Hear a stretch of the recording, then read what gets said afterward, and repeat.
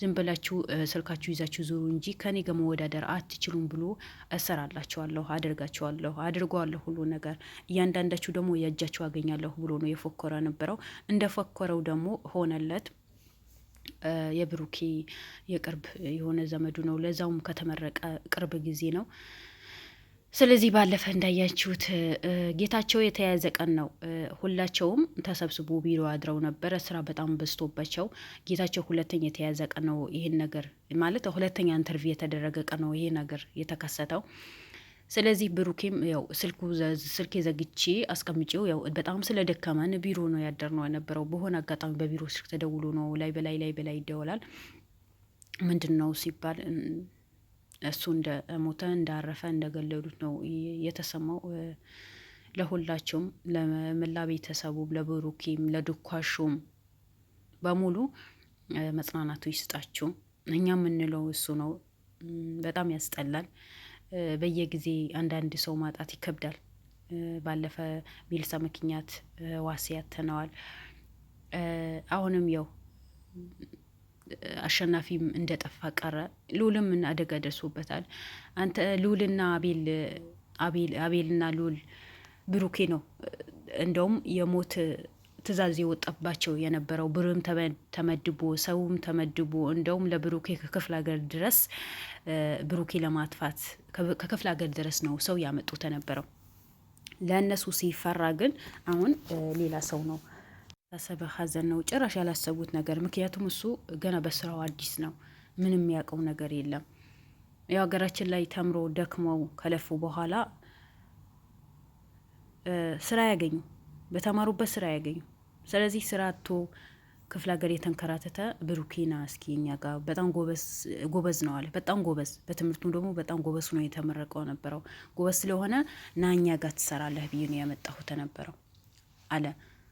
ቆጨኝ። ለምን አመጣሁት? ለምን እንደዚህ ያደረኩት? ለኛ የጠበቅነው ለኛ ነው የምጠብቀው እንጂ በምንም ተአምር እሱ በዚህ ልክን ጉዳት ይደርስበታል ይገሉታል ብዬ አላሰብኩት ነበር አለ።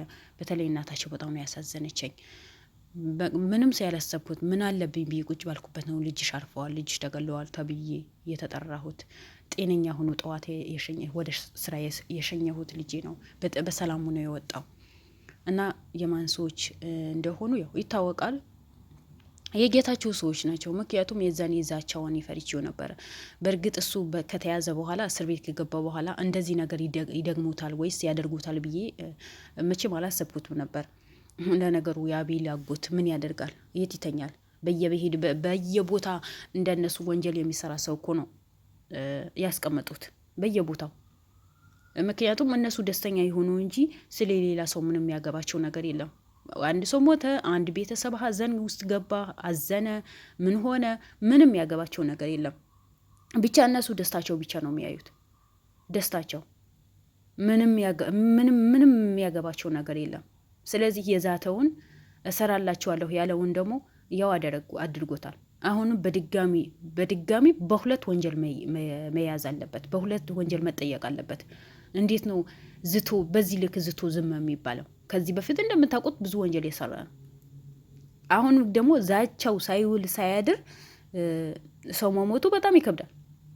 አስቡት የሀገራችን ሕግ ምን አይነት እንደሆነ በዚህ መረዳት እንችላለን። ስለሌላ ሰው ምን አገባን፣ እኛ ብቻ ደስተኛ ሆነን ኑር፣ እኛ ብቻ ከተደሰትን ስለሌላ ሰው ምንም አያገባን ብሎ የሚኖርበት ህዝብ ነው ያለበት። ሁሉ ያልኩኝ አይደለም። አንዳንድ እንደነዚህ አይነቶችን ሰው አድርጎ ማያዩት ከሰው ብር የሚያስበልጡ ብር ብቻ ያገኙበት እንጂ ለምን እናታቸው ቢሆን ወደ ኋላ ይሉ። ያው የገዛ እህቱ አይደል እንዴ እንደፈለገ ወንጀል ውስጥ የዘፈቃት። እህት ማለት እኮ እናት እኮ ናት። ስለዚህ ለማንም ሰው የሚመለሱ ሰዎች አይደሉም። ለማንም ሰው አሁን ደስ ይበላቸው። የዱካሾ ሀዘን ላይ ነው። የዱካሾ ጋዜጠኛ ቤተሰብ ነው ያጣው። ስለዚህ ብሩክም ደግሞ እናቱ ካሁን በኋላ እኔ አልፈልግም ነው ያለችው።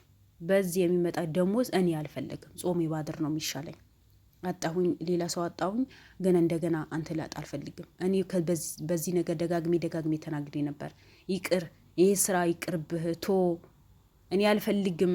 ምክንያቱም በጣም ከባድ ነው። ምንም ማያቅ ተመርቆ ገና ምርቃቱ ደስታችን ሳንጨርስ ዛሬ ሀዘን ላይ ቁጭ ብለናል ነው ያለችው። እውነቷ ነው። ምንም የሚፈረድባት ነገር የለም። እናት ናት። ስለዚህ ካሁን በኋላ ብሩኬ እዛ ስራ ላይ ልትገባም ልትሄድም አልፈልግም። እኔ ራሴን የፈለኩኝ ነገር የቻልኩት ስራ ሰርቼን እናንተን አኖራለሁ። ኑሬ ያለሁ አሁን መኖራለሁ። ከዛ ይመጣ ደግሞ እዚህ ቅርቢ ነው ያለችው።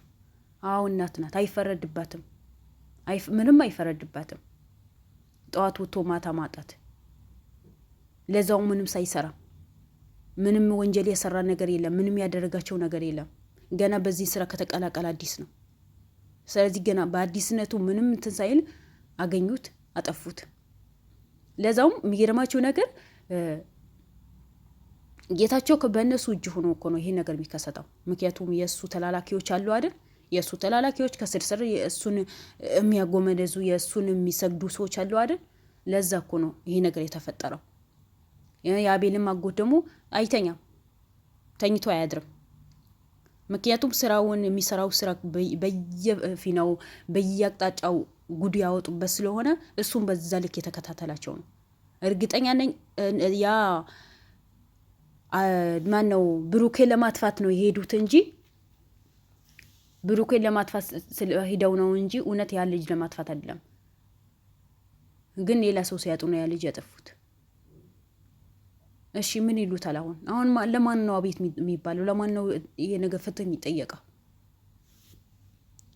በእርግጥ ይሄ ልጅ ያጠፉ ሰዎችን መያዛቸው ለህግ ማቅረባቸው እኮ አይቀርም። ጀግና ጋዜጠኞች አሉ። ነገር ግን ለምን በዚህ ልክ ሊሆን ቻለ? ቢታሰሩ ምን የሚበሉም እኮ ከጊዜ በኋላ መውጣታቸው አይቀርም። ግን ያ ሰውዬው እኮ መውጣት አይመለስም። እነሱ ወጥተው ህይወታቸው ይኖራሉ። እስር ቤት ሆነው ህይወታቸው ይመራሉ። ግን ያን ህይወቴ እመራለሁ፣ ተመርቄ በቃ እንደ ሰው እኖራለሁ፣ ትምህርቴ ጨርሻለሁ፣ ጥሩ ስራ ኑሮኝ እኖራለሁ ባለ ሰዓት ነው ይሄ ጉድ ያደረጉት። እናትም ሰብር ማታረግበት ማትጽናናበት የልጇ ደስታ ሳጨርስ ሀዘን ውስጥ መግባት ማለት ምን ይሉታል? ምን አይነት ጭካኔ ነው? ረብስሚላ እኔ አሁንማ ሁሉም ነገር በቃ ያኔ ለምን የሚባል ነገር ሰው ሆነን በተፈጠርንበት እንደ ሰው ማንታይበት ሀገር ነው ያለን። እነዚህ ወንጀለኞች ለምን ሀገራችን ላይ ለምን እንደሚበዙ አላውቅም። እኔ ከሰው አይደለም የሚፈጠሩት። ሰው ምንም ሳያጠፋ ለመግደል የሚቸኩሉት ግን ለምንድን ነው? ለምንድነው ሰው ያለው ህይወቱን ፈጣሪ ሲወስደው ድረስ ለምን ለመኖር አይሰጡትም? ለምንድነው ሰው ለማጥፋት የሚነሱት? ምንድናቸው እነሱ? ራሳቸው ወንጀል ውስጥ ስለገቡ ራሳቸው ጭካኔ ውስጥ ስላሉ ሌላ ሰው ደግሞ እንደነሱ ጨካኝ ይመስላቸዋል። ሌላ ሰው እንደነሱ ወንጀል የሚሰራ ሰው ነው የሚመስላቸው። አንዱ ሳያልቅ አንዱ ሀዘን ሳያልቅ አንዱ ልሁንን በአንድ በኩል እጁ ሰብረውት ይሻለዋል ስንል ጊዜ ዛሬ ደግሞ ሀዘን መቅጠሙ ማለት እኮ በጣም ከባድ ነገር እኮ ነው። በጣም ይከብዳል። ማንም ይሁን ምንም ለምን ይሞታል? ይኑር። ፈጣሪ ፈጥሮታል፣ ይኑር። ፈጣሪ ባለን ሰዓት ሁላችንም እንሄዳለን። ማናችንም የዘላለማዊ ቤታችን አይደለም። ይህ የዘላለማዊ ቤታችን ባልሆነበት ዱንያ በዛው ልክ ደግሞ ክፋት ነው የምንሰራው። ለምን ክፋት እንደምንሰራ አናውቅም። ልክ ዋስትና በእጃችን እንዳለ ይመስለናል። ለማንኛውም የድኳሹ ቤተሰቦችም የብሩኬም ሆነ የብሩኬም እናት ሁሉ ዘመዶች በሙሉ መጽናናት ይስጣችሁ ነው የምለው። ሁሉ ነገር በጊዜው መፍትሄ ታገኛላችሁ። መፍትሄ ሳታገኙም አትቀሩም። ጌታቸውም ደግሞ እስር ቤቱ ሆኖ የእጁ ማግኘት አለበት። ምክንያቱም እሱ ያቀናበረው እሱ የሰራው ሴራ ስለሆነ ነው። በዛ ሰዓትም ሲዝት ደግሞ ልኩ መስጠት ነበረባችሁ። እንደፈለጉ ስለሚኖሩ እኮ ነው በዚህ ልክ የሚጨፍሩት። ስለዚህ ውድ ቤተሰቦቼ የሞተ ወንድማችን ቤተሰቦችን ፈጣሪ ያጽናናቸው ብለን የሞተ ወንድማችን የብሩኬ ፍትህ ሁላችንም ፍትህ መጠየቅ አለብን። እነሱ ጥሩ በሰሩበት እንደዚህ ህይወት ማጣት ከባድ ነው። ሀዘን ውስጥ መግባት ከባድ ነው። ለህዝብ ብሎ ስለቆሙ ለእውነት ስለቆሙ በዚህ ልክን ማሰቃየት ቤታቸው ውስጥ ሀዘን እንዲገባው ማድረግ በጣም ከባድ ስለሆነ እኛ በተቻለን አቅም ሁላችንም ድምጽ ሆነን ፍትህ ጠይቀን እነዚህ ሰዎች የብሩኬን ቤተ ዘመድ የገደሉ ሰዎች ደግሞ ለህግ እንዲቀርቡ ሁላችንም ፍትህ ብለን ፍትህን መጠየቅ አለብን። ከብሩኬ ጎን መቆም አለብን። ብሩኬ ትላንት ከአቤል ጎን ነው የቆመው የነበረው። ለአቤል ብሎ ስለሰራ ነው ይሄ ነገር ያጋጠመው።